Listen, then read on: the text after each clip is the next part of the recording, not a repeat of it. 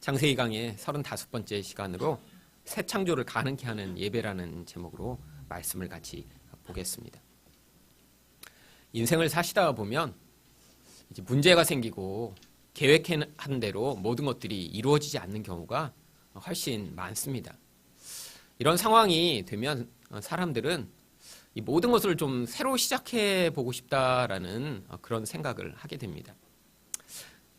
그림이면 찢어버린 다음에 다시 그리면 되고, 글을 쓴 거면 지우고 다시 쓰면 되는데, 인생은 그렇게 새로 시작하기가 쉽지 않습니다. 그래서 이런 새로운 기회를 찾아서요, 사람들은 어떤 새로운 관계, 또 새로운 직장, 아니면 새로운 일을 하면 이 모든 것들을 다 다시 새로 시작할 수 있지 않을까라고 하는 생각을 하게 되는 경우들이 많습니다. 이 결혼을 이제 정년기를 두고 있는 이런 처녀나 총각 중에는요, 이런 결혼을 통해서 이렇게 뭔가 새로 시작하면 참 좋겠다라는 생각으로 이렇게 결혼을 하고자 하는 사람들도 많이 있습니다. 그런데 결혼을 했다고 해서 모든 것들이 다 새롭게 시작이 되나요? 다 어차피 사람이 문제이기 때문에요. 그 사람이 변하지 않은 채로 결혼을 해봤자 결국 새로워지는 것이 아니라 이전에 없던 문제까지 더 생기는 경우가 많이 있습니다. 그런데 이렇게 새로운 것들을 추구하다가 좌절되면요, 사람들이 일반적으로 취하는 두 가지 태도가 있습니다. 한 가지는요, 이제 이전의 것을 또 다시 포기하고 새로운 길을 찾는 것입니다. 한 직장에서 문제가 생기면 또 다른 직장을 찾거나, 한 사람과의 관계에서 또 문제가 생기면 새로운 사람과 또 사랑에 빠지고 새로운 관계를 맺어서 뭔가 새로 시작해 보려고 하는 것이죠. 또 다른 종류의 태도는요, 그 상태 그대로 머물면서 도피하는 것입니다. 학생들이면 대부분 게임과 같은 그런 곳으로 도피하고요, 어른들은 취미나 도박이나 술이나 이런 종류의 쾌락을 만족시킬 수 있는 대상을 찾아 도피하는 그런 사람들이 아주 많이 있습니다. 그런데 오늘 성경 말씀에는요, 이렇게 우리가 다 망가진 것 같고 도저히 새로 시작할 수 없는 그런 상황이 있는 것 같지만, 하나님이 우리를 새롭게 창조하시고 만드실 것에 대한 그런 약속의 말씀이 있습니다. 오늘 말씀을 통해서 그래서 이런 새 창조가, 새로 시작하는 것이 어떻게 이루어지는지를 살펴보기를 원합니다. 이런 하나님의 새 창조는 어떻게 이루어지나요? 첫 번째로 하나님이 축복하실 때 그런 새 창조가 일어납니다. 오늘 사실 본문에 이제 노아가 드디어 방주에 있다가 이제 방주 밖으로 하나님이 나오라고 그러셔서 나오는 장면이 나오는데요. 이 방주에 탄 것이 노아가 600세 되던 해 2월 1일에 방주에 탑니다.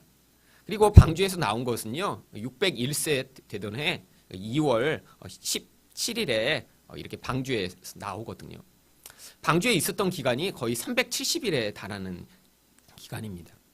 그런데 이 긴 기간 동안요, 하나님은 노아에게 한 번도 말씀하시지 않아요. 오늘 본문에 처음 하나님이 이제 370일 만에 말씀하시는 것입니다. 아니, 왜 방주에 탄 노아에게 당시에 많은 사람들이 구원받은 것이 아니라 노아의 가족밖에 구원받지 않았고요, 노아는 하나님과 동행하는 의인이었는데 왜 그런 노아에게조차 하나님은 침묵하셨던 것일까요? 바로 그 이유는요, 하나님이 처음에 아름답게 창조하신 이 세상이 인간의 죄악으로 말미암아 다 파괴되고, 또 하나님이 그 죄악에 대한 심판을 내리실 수밖에 없었기 때문에 하나님이 처음에 만드시고 참 보시기에 좋았더라라고 말씀하신 이 창조가 다 파괴되는 것을 하나님은 너무나 가슴 아파하셨기 때문입니다. 특별히 자기 형상대로 만들어졌던 인간이 죄 때문에 하나님의 형상은 다 잃어버리고요, 마귀의 형상의 모습으로 살아가는 모습을 보며 어쩔 수 없이 하나님은 심판하셨지만, 그런 자기가 만든 그런 아름다운 창조물들이 파괴되는 것을요, 하나님은 마음 아파하시고 그것을 고통하셨기 때문에 노아에게조차 그 침묵을 통해 자신의 마음을 보여주신 것이죠. 신약성경에도 이런 장면이 나옵니다. 바로 예수님이 십자가에 매달리실 때 하나님은요, 그 결정적인 순간에 침묵하세요. 그래서 예수님은 마태복음 27장 46절에서요, 십자가에 매달려 이렇게 외치십니다. 제9시쯤에 예수께서 크게 소리질러 이르시되 엘리 엘리 라마 사박다니 하시니 이는 곧 나의 하나님 나의 하나님 어찌하여 나를 버리셨나이까 하는 뜻이라. 하나님 왜 나를 버리세요? 라고 하는데요. 하나님이요 마치 그를 외면하고 다시는 보지 않을 것처럼요 하늘의 문을 닫으시고요 그리고 침묵하세요. 바로 이때 하나님의 마음은 어떤 마음이셨을까요? 자기 가장 사랑하는 아들이요 모든 죄를 짊어지고 죽임을 당하는 바로 그 자리에서 하나님은 너무 가슴이 아프시고 그 죄가 얼마나 무서운 결과를 가져온 것인가를 보여주시기 위해 하나님은 그 자리에서 침묵하셨던 것입니다. 그런데 오늘 반면부 본문 15절에서 하나님이 이 침묵을 깨시고 처음 말씀하십니다. 하나님이 노아에게 말씀하여 이르시되. 근데 이 말씀의 내용을 16절부터 17절까지 보면요. 이 두 가지 내용으로 되어 있습니다. 첫 번째는 16절부터 17절 상반절까지 말씀인데요. 너는 내 아내와 내 아들들과 내 며느리들과 함께 방주에서 나오고 너와 함께한 모든 혈육 있는 생물 곧 새와 가축과 땅에 기는 모든 것을 다 이끌어내라. 바로 이제 하나님의 심판으로 이 세상이 정결하게 되었습니다. 모든 악을 가진 존재들이 이제 사라지고요. 이제 새 창조가 시작될 수 있는 그런 환경이 된 거예요. 하나님이요 바로 거기로 이제 노아와 함께 있던 가족 그리고 생물들을 다 나오라고 명령하십니다. 이렇게 하나님이 우리에게도요. 이렇게 새로운 그런 시작을 할 수 있도록 하나님이 명령하실 때 바로 그 새로운 창조의 결과를 우리가 누릴 수 있습니다. 근데 그것만이 아니에요. 그 다음에 하나님은요. 무슨 말씀을 하시냐면 두 번째로 17절 하반절에 이것들이 땅에서 생육하고 땅에서 번성하리라. 생육하고 번성한다는 건요. 하나님의 축복이 부어졌다는 것을 의미합니다. 성경에는 이 하나님의 축복을 생명으로 이야기하고요. 그렇기 때문에 이 똑같은 축복이 창세기 1장 28절에서도 부어졌었습니다. 하나님이 그들에게 복을 주시며 하나님이 그들에게 이르시되 생육하고 번성하여 땅에 충만하라 땅을 정복하라. 여기에도 보면요. 하나님이 생육하고 번성하라라고 명령하시기 전에 그들에게 복을 주셨다라고 말씀하십니다. 바로 우리가 그렇게 갈구하던 축복, 이 축복이 첫 창조 때 부어졌는데 죄로 말미암아 그 축복 대신에 저주밖에 받을 수 없는 그런 세상이 되어버리자 하나님은 이 세상을 노아의 홍수로 다 심판하시고 그 다음에 다시 그렇게 심판당한 세상 가운데 하나님의 보존된 그런 백성들과 생물을 향해 다시 복을 부어주시는 것입니다. 이처럼 하나님이요 복을 주셔야 모든 망가지고 깨어지고 무너진 것 가운데 새로운 창조가 시작될 수 있습니다. 우리가 노력하고요. 우리가 큰 힘을 갖고요. 우리가 아무리 애쓴다고 해서 뭐가 회복될 수 있는 게 아니에요.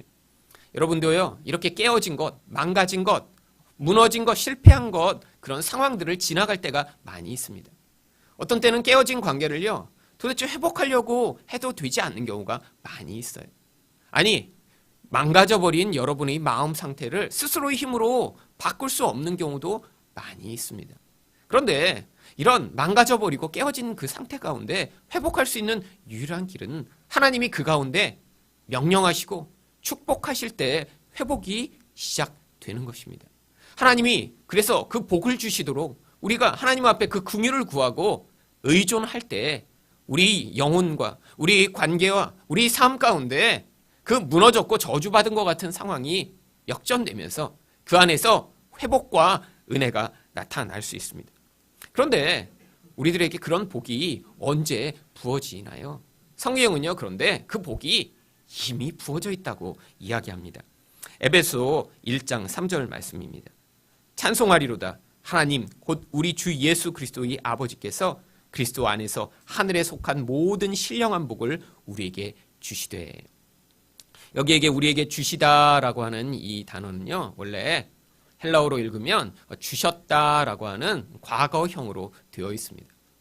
하나님이 언제 주셨다고요? 이미 예수 그리스도를 통해 우리에게 주셨대요. 우리가 예수님을 믿을 때 아니 역사적으로는요. 예수님이 죽었다가 부활하시면서 그 예수님의 죽음과 부활로 말미암아 저주의 권세가 깨어졌을 때 이미 주어진 것입니다. 이미 주어진 것을요. 이제 우리가 믿음으로 받아들이면 돼요. 그런데 문제가 있습니다. 하나님은 이렇게 주셨다는데 우리는 안 받은 것 같은 게 굉장히 많은 거죠. 이게 참 황당하죠. 누군가 이렇게 돈을 꾸어줬는데 나는 안 받았는데 그러면 그때 참 관계가 어려워지잖아요. 하나님도 성경에서는 다 주셨대요. 그런데 또 여기 주목할 단어가 있습니다. 모든 복을 주셨대요. 모든 복을. 여러분 사시다 보면요. 나는 복 안 주고 옆집에만 복을 주신 것 같은 경우가 많이 있습니다. 나한테는 그런 은혜가 안 임했는데 우리 옆집 보니까 뭐 문제도 별로 없는 것 같고 이렇게 옆집 보니까 아이들도 착하고 공부도 잘하고 또 인생 가운데 뭐 그렇게 큰 문제가 벌어지지 않으면서 잘 살고 있는 것 같아요. 그런데 우리 집을 보면 문제가 많아요. 애들도 우리 집 애들이 제일 못된 것 같고 우리 집에서만 어려움이 많은 것 같고 자꾸 경제적으로도 힘들고 그렇게 볼 때 아니 하나님이 모든 복을 주셨다는데 그 복 중에 우리 집만 다 빠지고 왔나? 옆집을 보면 그 모든 복이 세트로 온 것 같은 경우가 굉장히 많아요.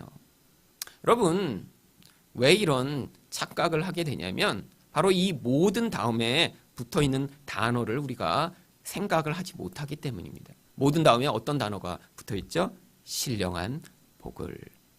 여러분 우리가 바라는 그 복이라는 것이 무엇이죠?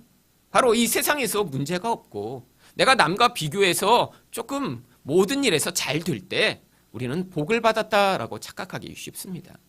그런데요, 그건 참된 복이 아니에요. 겉으로 보이는 그런 사라져버릴 복, 영원하지 않은 복, 하나님은요 그런 것을 우리에게 일시적으로 주시는 분이 아닙니다. 여러분 영원한 것이어야 진짜죠.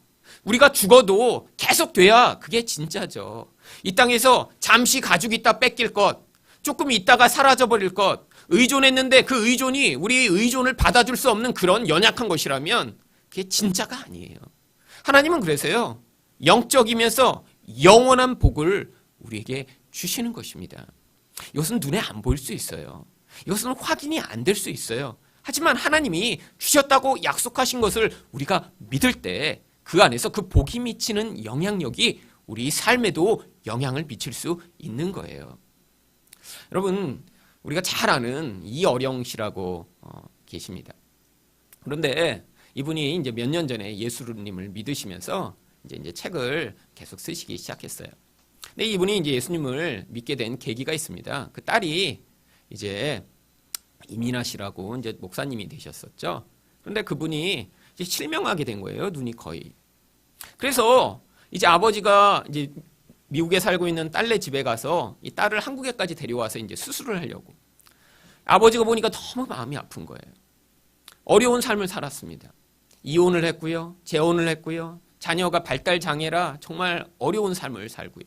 그래서 딸을 보면서 다 마음이 아팠는데 사랑을 별로 해주지 못한 거예요. 이어령 씨 너무 바쁘고 너무 똑똑한 분이라 딸이 어려서 자기 방에 오면요. 아빠 바빠 하고 문을 닫아버리고 늘 딸과 이렇게 긴밀한 관계를 맺지 못했어요. 나이가 들고 보니까 너무 그게 안타까운 거예요. 그래서 딸한테 연락을 합니다. 딸아, 미국 의사는 손이 커서 수술을 잘 못하니까 한국 의사가 잘할 거야. 내가 한국에 좋은 병원을 예약해놨으니까 한국에서 수술하면 눈을 떠질 거다. 그래서요. 미국에까지 이분이 가서 딸을 직접 데려옵니다. 눈이 거의 안 보이니까 아버지가 옆에서 같이 와요. 그런데 딸이 계속 우는 거예요. 옆에서. 그래서 한국에 데려와서 이제 병원에 갔는데 아니 미국에서 이제 실명됐고 정말로 눈이 안 보인다는 딸이요. 한국에 오는 동안에 눈이 보이게 된 것입니다. 치료가 돼요. 이분이 그때부터 이 하나님이 도대체 누구신가에 대해 관심을 가지기 시작했어요. 사실 이어령 씨 한국이 낳은 지성이라고 하는 정말 똑똑한 분입니다. 이분이 책을 읽으면요. 야 정말 어떻게 이렇게 똑똑할까. 정말 똑똑하다. 이런 감탄이 나와요. 책을 읽으면서도 저도. 그런데 그 똑똑하던 분이요. 아니 내가 이렇게 사랑하는 내 딸을 아무것도 해줄 수 없는 이런 상황에서 도대체 내 딸이 눈을 띄워준 그분은 누군가 라는 그런 관심을 가지고 예수를 믿게 돼요. 그리고 세례를 받습니다. 그런데 이렇게 회복되면 하나님이 이 이민아 이 목사님을 잘 사용하시고 또 아주 축복하시면 좋겠는데 이 이민아 목사님이 이제 신학을 공부하고 목사 안수를 받고 간증 집회도 하고 막 그러셨는데 암에 걸려서 몇 년 전에 바로 또 돌아가십니다. 여러분 사실 우리가 볼 때 얼마나 사실 긴장된 상황이에요. 저도 그래서 그때 그랬어요. 아니, 딸이 이렇게 눈을 이렇게 떠갖고 예수를 믿은 이 이어령 씨, 또 저렇게 딸이 얼마 가지 않아 바로 암에 걸려 죽어버리는데, 다시 또 대서특필해서, 나 하나님이 이제 버린다고. 아니, 딸 눈 떠게 한 다음에 바로 몇 년 있다 죽이는 그런 하나님, 나는 그런 하나님 안 믿겠다고. 그래갖고 또 이 하나님에 대한 반대되는 막 글을 쓰고 막 그래서 책 내면 어떡하나 되게 긴장했어요, 사실. 그런데 그분이 또 쓰신 그 다음에 나온 책들을 보니까요. 그분이 거기에 그런 말을 쓰셨더라고요. 사실 저만 걱정한 게 아니라 주변에 있는 많은 사람들이 걱정을 했답니다. 그래서 와서 물어봤대요. 아니, 이어령 씨, 아니 그렇게 하나님이 눈을 띄워준 다음에 딸이 그렇게 암으로 죽어버렸는데 그래도 계속 하나님을 믿으세요? 근데 그때 그 이어령 박사가 그런 글을 썼더라고요. 이 땅에서 잠시 눈을 뜨는 건 그건 일시적인 거예요. 우리 하나님은 영원하신 분인데 영원하신 분이 진짜 축복을 주신다면 그 축복은 정말 오래 가야 되는 축복이죠. 이 땅에서 인간은 눈을 떠도 반드시 다시 죽어요. 그런데 그 죽음을 이길 수 있는 영원한 부활의 능력을 주시는 게 그게 참 기적이죠. 저는 제 딸이 눈을 떠서 하나님을 믿은 게 아닙니다. 그 하나님이 그런 영원한 생명의 축복을 주실 수 있는 분이시기 때문에 내가 그 하나님을 믿고 내 딸이 지금 죽었지만 믿음으로 그 딸이 그 죽음을 이기고 영원히 살고 있다는 것을 내가 알기 때문에 나는 하나님을 버리지 않습니다. 여러분, 단기간에 예수를 믿었지만요. 그분은 또 단기간에 이 영적 비밀을 깨달은 거예요. 많은 사람들이 교회를 오래 다니지만요. 중간에 이렇게 시험에 드는 대부분의 이유가 무엇입니까? 아니, 내가 이렇게 하나님께 열심을 다했는데 아니, 왜 우리 집에 이렇게 문제가 발생해? 아니, 내가 이렇게 열심히 교회 와서 예배 드리는데 왜 내 상황에서 이렇게 어려운 일이 생겨? 그래서 하나님을 떠나고 시험에 드는 경우가 많습니다. 그런데 이 이어령 박사는요, 그런 육신의 차원을 넘어서 죽음을 이기는 영적인 은혜, 예수 그리스도로 말미암아 부어지는 그 생명의 은혜가 무엇인지 알았고요. 그것이 참된 축복이라고 고백하게 된 것이죠. 바로 이 복이요, 무엇을 통해 우리에게 부어졌냐면 로마서 8장 2절입니다. 이는 그리스도 예수 안에 있는 생명의 성령의 법이 죄와 사망의 법에서 너를 해방하였습니다. 여러분, 바로 이 죽음을 이기는 생명의 능력. 우리가 예수님을 주로 고백할 때요, 하나님은요 우리에게요 단순히 네가 고백했구나라고 그 다음에 우리가 우리 힘으로 예수를 믿도록 놔두시는 게 아니라 우리에게 그 죽음을 이길 수 있는 생명의 성령을 우리 영혼에 부어주시는 거예요. 그래서 고아처럼 우리를 버려두시지 않고요, 보혜사가 되시는 성령이 우리에게 오셔서 지금 우리 삶에 역사하시고요, 우리를 절대 죽음이 빼앗아가지 못하도록 지키고 계신 것입니다. 왜 예수님께서 성령을 보혜사라고 부르셨는지 아세요? 한자어로 이 보혜사가요, 보호해주는 스승과 같은 분이라 그래서 보혜사라고 부르는데 원래 헬라어로는 파라클레토스라고 한 단어를 번역한 것입니다. 영어에서도 지금도 사용하는 단어예요. 파라 하면 옆에라고 하는 그런 접두어로 쓰고요. 클레토스는 클레오라는 이제 그런 단어가 아직 남아있듯이 말하다 그런 뜻이에요. 원래 이 파라클레토스라고 하는 단어는 그래서요, 옆에서 이야기해주는 그런 조언자, 도와주는 그런 도움을 주는 사람을 원래 파라클레토스라고 합니다. 바로 성령께서 지금 우리 옆에 와서 그렇게 우리에게 말씀해 주시고 우리를 붙들어 주시고 우리를 인도해 주시는 그런 하나님으로 생명의 복을 부어주고 계신 거예요. 그런데 우리가 착각하는 건요, 아니 내 인생에 지금 생명이 부어지는데 왜 내 삶에서 아직도 이렇게 생명의 영향력이 별로 나타나지 않을까? 내 삶에서 이렇게 변화가 크게 나타나지 않을까 하는 그런 의문이 있는 거예요. 교회를 다닌다고 10년, 20년을 다녔는데도요, 내 수준이 별로 안 변한 것 같아요. 아니, 오히려 예수를 믿는데 10년 전보다 오히려 더 나빠진 것 같은 생각도 들 때가 가끔 있습니다. 그 이유가 뭐냐면 이렇게 성령이 우리에게 오셔서 우리를 다스리실 때 나타나는 결과에 대해서 우리가 오해하기 때문이죠. 그 가장 대표적인 모습을 마태복음 5장 3절과 4절은 이렇게 이야기합니다. 심령이 가난한 자는 복이 있나니 천국이 그들의 것이며 애통하는 자는 복이 있나니 그들이 위로를 받을 것이며. 하나님이요, 하나님 백성들이 복이 있다고 선포하세요. 그런데 그 복된 이유가요, 이렇게 하나님 백성들 마음의 중심에서부터 하나님을 의존하는 자들에게 하나님이 무엇을 주셨기 때문이냐면 천국을 주셨기 때문입니다. 근데 여기 이야기하는 천국은요, 나중에 죽은 다음에 가는 천국을 이야기하는 것이 아니에요. 이 땅에서 성령을 통해 주시는 하나님의 통치와 하나님의 나라를 이야기하는 것입니다. 그러니까 하나님밖에 의존할 수 없는 그런 하나님 백성들에게 하나님은요, 반드시 성령으로 말미암는 하나님 나라를 그의 심령이 주신다는 거예요. 이게 바로 처음 예수를 믿을 때 우리 영혼을 찾아오셔서 우리가 하나님을 하나님으로 부르게 만들고 예수님을 주님으로 부르게 만드는 그 우리를 예수 그리스도의 자녀 되게 만드시는 성령을 이야기하는 거예요. 그런데 사실 이 5장 3절과 4절은 연결된 절입니다. 이렇게 성령이 우리에게 임해요. 천국이 임했어요. 그런데 문제가 발생합니다. 어떤 문제가 발생하죠? 4절에서 애통하는 일이 벌어져요. 여러분, 이 애통이라고 하는 단어는요, 원래 그냥 조금 슬플 때 쓰는 단어가 아닙니다. 성경에서 이 애통이 어떻게 사용됐느냐면 대표적인 구절이 창세기 23장 2절이에요. 사라가 가나안 땅 헤브론 곧 기랏 야르바에서 죽음에 아브라함이 들어가 사라를 위하여 슬퍼하며 애통하다가. 이 애통이란 단어는요, 누가 죽을 때 표현하는 그런 단어예요. 헬라어에 이렇게 슬프다라는 그런 감정을 표현하는 단어가 아주 많이 있습니다. 7, 8개나 돼요. 근데 그 중에 이 애통하다라는 단어는요, 가장 강한 단어예요. 누가 죽었을 때 내 심장이 끊어질 것 같을 때만 쓰는 단어예요.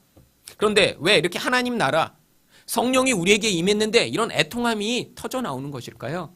성령은요, 우리 안에서 죽음의 영향력을 지금 몰아내고 계시기 때문입니다.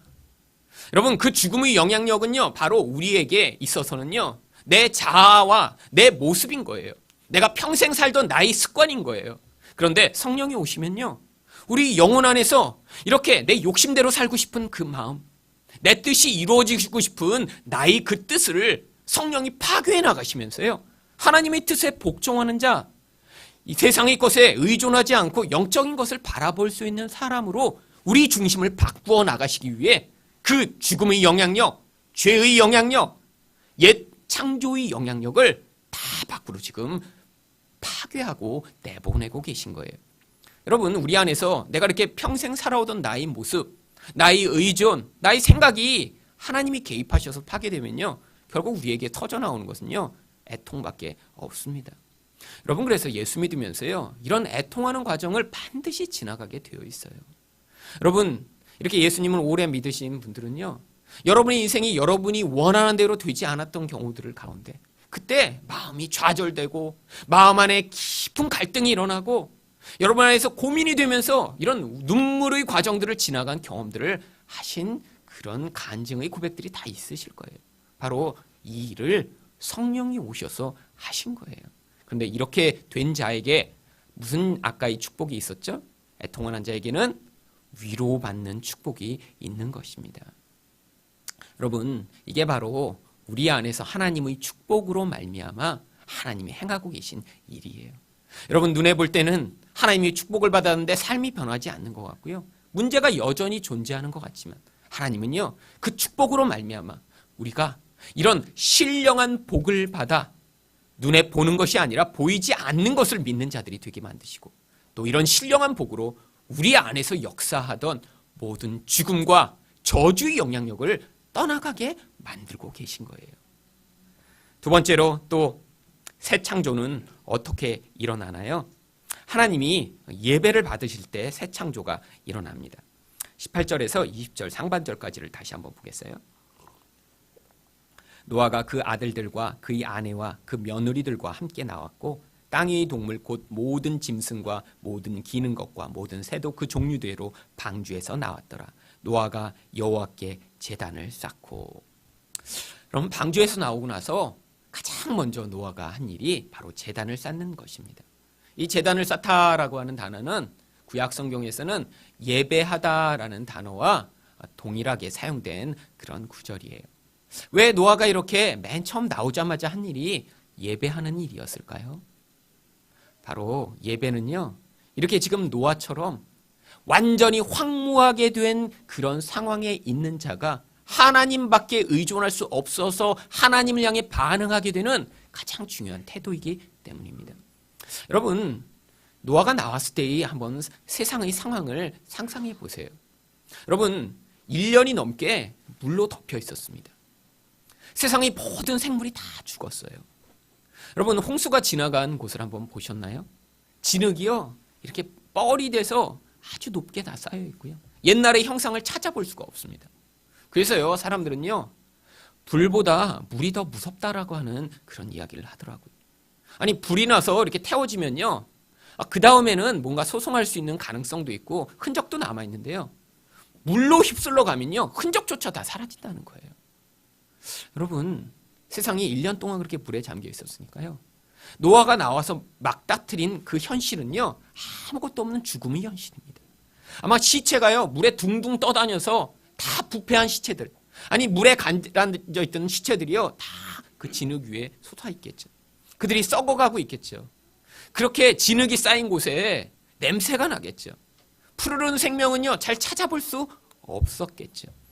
여러분, 그런 절망의 상황, 이전 세상과 완전히 달라진, 아무것도 기대할 수 없는 그런 상황을 맞닥뜨리자요, 바로 노아가 그때 가장 먼저 할 수밖에 없었던 것이요, 하나님을 찾는 일이었습니다. 여러분, 언제 여러분의 예배가 가장 하나님 중심적이며 하나님 받으실 만한 예배가 되는 줄 아세요? 바로 이 세상에서, 여러분의 삶에서 이런 황무하고 황폐한 상황을 만날 때입니다. 하나님은요, 그래서 때로는 우리 인생 가운데 그렇게 하나님을 온전히 예배하는 자가 되게 만드시기 위해 때로는 그런 환경 가운데 우리가 처하도록 허락하실 때가 있는 거예요. 우리 삶에서 내 모든 바라보는 그런 시야가 다 아무것도 내 힘으로 할 수 없다라는 그런 환경을 발견할 때, 다 깨어진 것 같은 그런 무너진 것을 발견하게 될 때, 거기에서 하나님, 이런 상황과 환경을 불쌍히 여기시고 하나님 구원하여 주세요라고 하는 그런 예배자의 태도가 나오는 것입니다. 여러분, 사실 이 주일날 이렇게 오셔서도요, 여러분 마음의 상태에 따라 이 예배가 참 은혜로운 예배가 될 수 있고요, 너무 졸리고 힘든 예배가 될 수도 있어요. 여러분, 이 예배 뭐 비슷한 예배가 매주 드려집니다. 근데 어떤 분이요, 집에서 정말 뭐 대판 싸우고 이제 죽고 싶다 이런 마음으로 아마 예배 오시면요, 여기 자리에 와서 앉아 있는 이 처음에 음악이 흐를 때부터 눈물이 막 흐르실 거예요.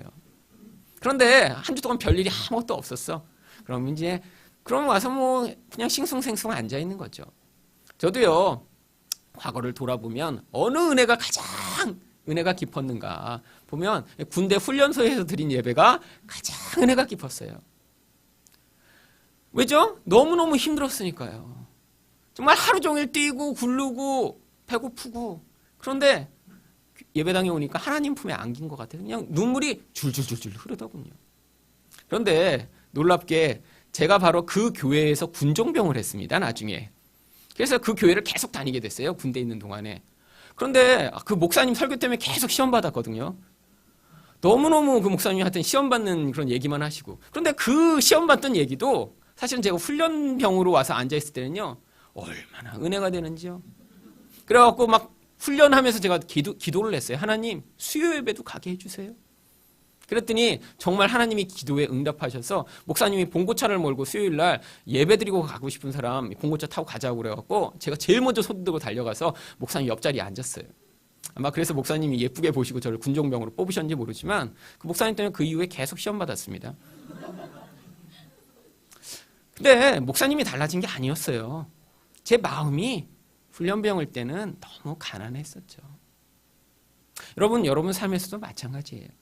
제 설교가 막 이렇게 막 편차가 심해갖고 어떤 날은 막 은혜가 막 쏟아져, 어떤 날은 그냥 죽을 쫙 써갖고 하고.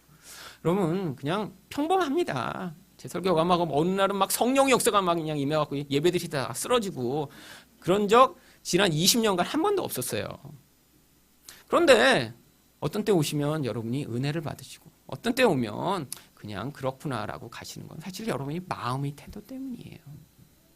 여러분, 우리 인생 가운데 그런데 이렇게 황무함을 경험할 때 우리는 하나님을 더 깊이 만날 수 있습니다.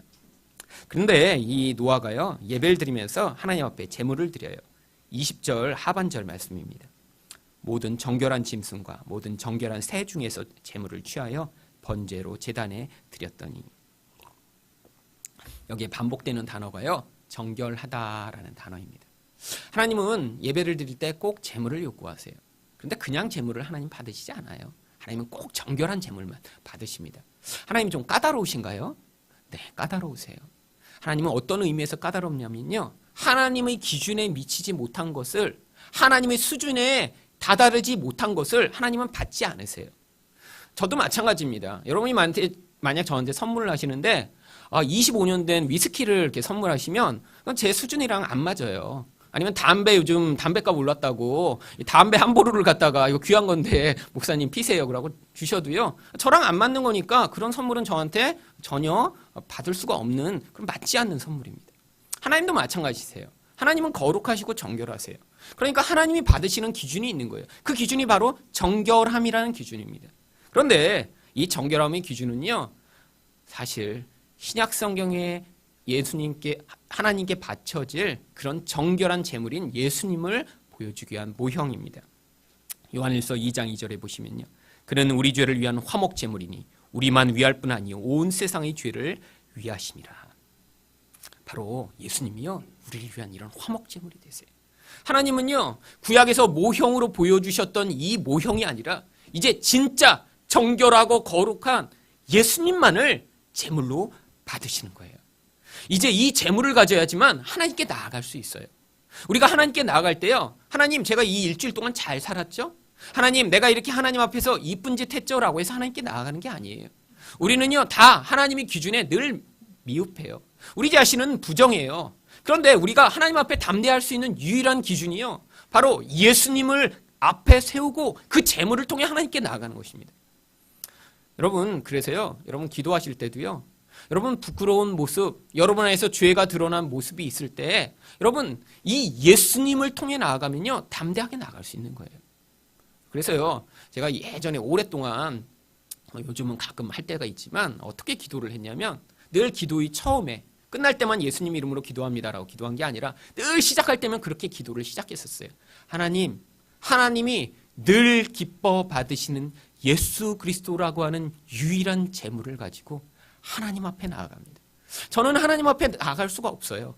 하나님, 저는 죄가 있고 저는 부정하고 더러운 존재인데 오늘도 하지만 하나님께 하나님만이 받으시는 이 예수 그리스도의 제물로 나아가오니 하나님이 약속하신 대로 이 제물을 받으시고 저를 긍휼과 은혜로 대우하여 주실 줄 믿습니다.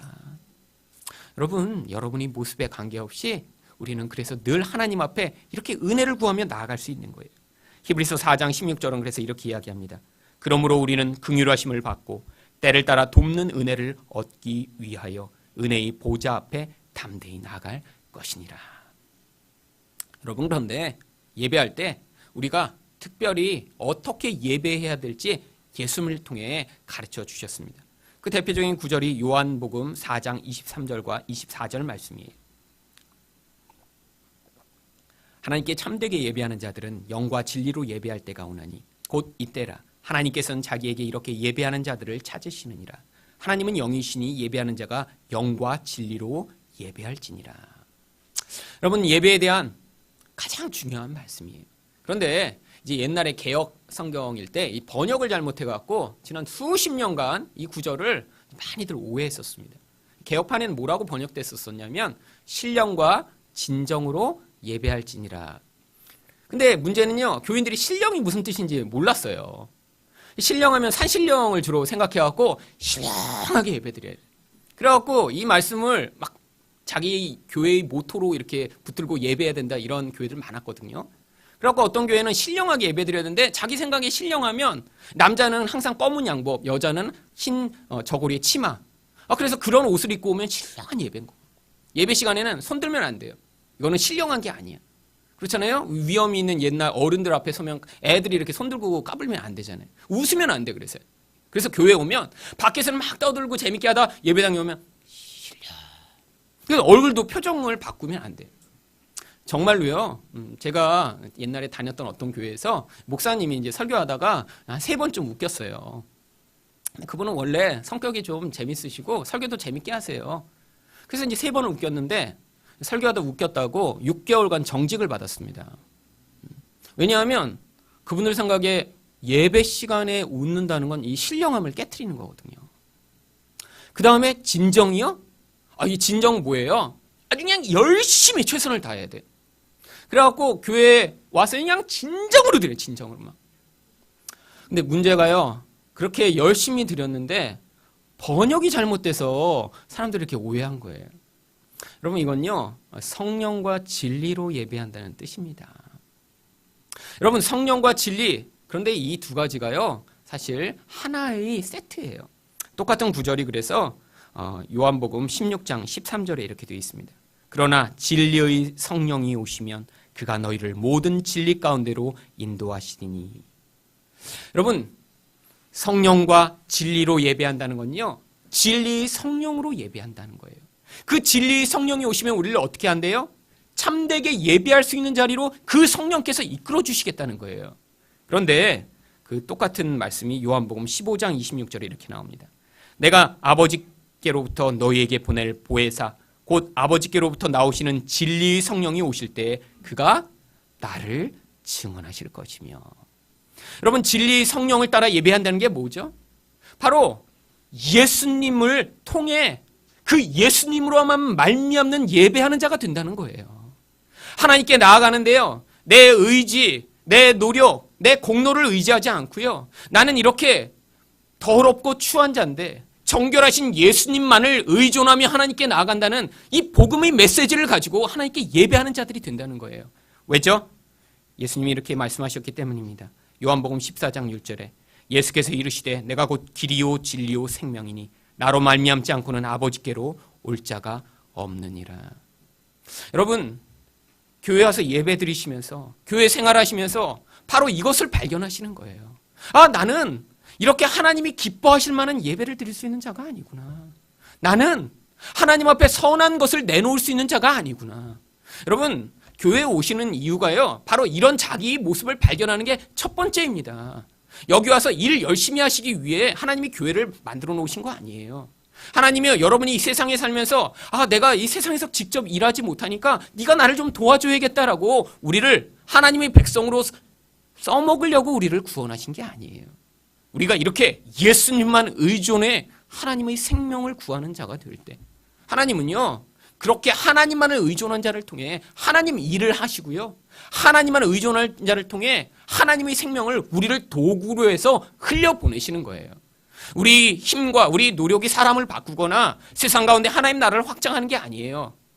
바로 그렇게 예수만을 붙들고 하나님께 나아가는 자들, 자기가 부인된 자들을 통해서 하나님은요. 하늘의 생명을 우리 영혼을 통해 흘려보내실 때 거기에서 변화가 나타나고요. 거기에서 하나님 나라가 시작되는 거예요.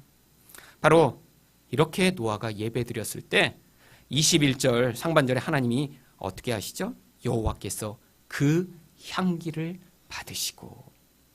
여러분 바로 하나님은요 이런 정결한 제물만을 받으세요. 하나님이 이렇게 예배를 받으실 때만 바로 이런 새 창조가 시작될 수 있는 것입니다. 마지막으로 새 창조는 어떻게 일어나나요? 하나님의 약속을 통해서 일어나는 것입니다. 21절과 22절을 읽겠습니다.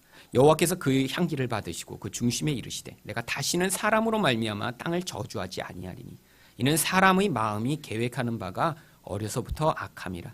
내가 전에 행한 것 같이 모든 생물을 다시 멸하지 아니하리니 땅이 있을 동안에는 심음과 거둠과 추위와 더위와 여름과 겨울과 낮과 밤이 쉬지 아니하리라.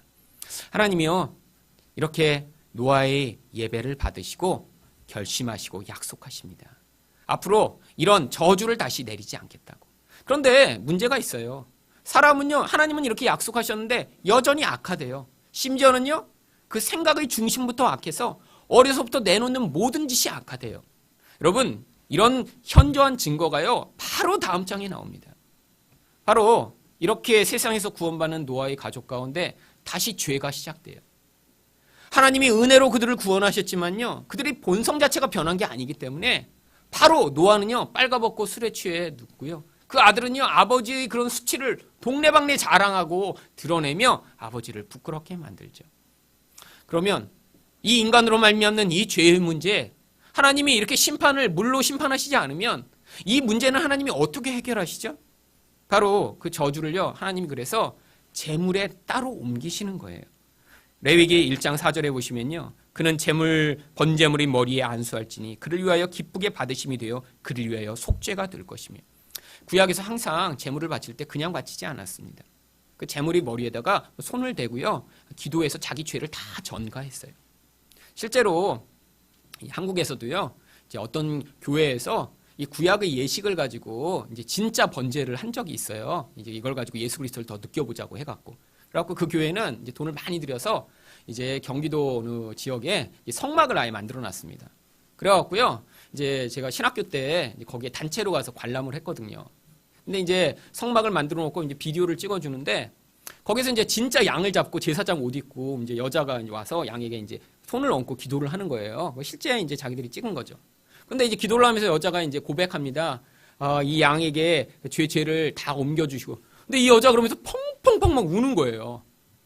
그러더니 정말로 이 제사장이 칼을 들어 막 죽여갖고 피가 막 튀는데, 그걸 보면서 여자가 벌벌벌벌벌 막 떠는, 아직도 신학교 때 봤는데 그 장면이 제게 계속 인상 깊게 남아 있습니다. 여러분, 이스라엘 백성은요, 이 죄가 굉장히 실제적이었어요. 죄를 지으면요, 그 죄를 지을 때마다 가서 양과 염소의 머리에 손을 얹고 기도한 다음에요, 그 죄가 없는 양과 염소가 자기가 보는 눈앞에서 칼에 찔려 죽고 피가 터져 각이 잘라지고 하나님께 번제로 바쳐지는 것을 눈으로 목격해야 됐어요. 한 번, 두 번이 아니라 아주 자주. 여러분, 바로 이것이요, 우리가 죽었어야 할 자리에 누군가 대신 죽어야 됨을 보여주는 모형인 것입니다. 그래서요, 갈라디아서 3장 13절에 그리스도께서 우리를 위하여 저주를 받은 바 되사 율법의 저주에서 우리를 속량하셨으니 기록된 바 나무에 달린 자마다 저주 아래에 있는 자라 하였습니다. 우리를 대신에 예수님이 십자가에 못 박히신 거예요. 그냥 못 박히신 게 아니에요. 우리 각자의 죄를 영적으로 예수님이 달리신 건요, 우리를 집단으로 묶어서 우리 죄를 위해 죽으신 게 아니에요. 영적이라는 건요, 시간과 공간이 다 상관없는 거예요. 그러니까 내 한 사람의 죄 때문에 1대1로 예수님이 십자가에 달리신 거예요. 내가 받아야 할 저주, 여전히 어려서부터 내놓던 그 부정하고 더러운 것을 예수님이 자기가 다 감당하시면서요, 나 때문에 십자가에 죽으신 거예요. 여러분, 이 사실을 깨우치시게 하는 분이 성령이신 거예요.